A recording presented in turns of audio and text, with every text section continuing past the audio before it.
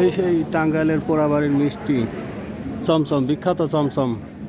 এই যে কারখানা, এখানে টাঙ্গাইলে চমচম তৈরি হচ্ছে, মিষ্টি তৈরি হচ্ছে। এই দেখেন কারিগররা মিষ্টি তৈরি করতেছে।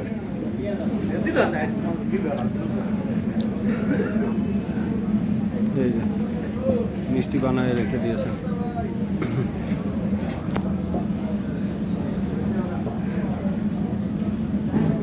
বিখ্যাত টাঙ্গাইলের চমচম তৈরি হচ্ছে এখানে।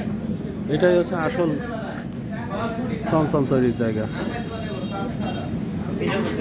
হ্যাঁ, এই সুযোগ তো আর পাবো না, আবার যদি আল্লাহ নিয়ে আসে। তাছাড়া ওই যে টাঙ্গাইল পোড়াবাড়ি মিষ্টিটা, এই পুরাটাই হচ্ছে মিষ্টির একটা হাট মতো কারখানা, মিষ্টির কারখানা এই জায়গাটা।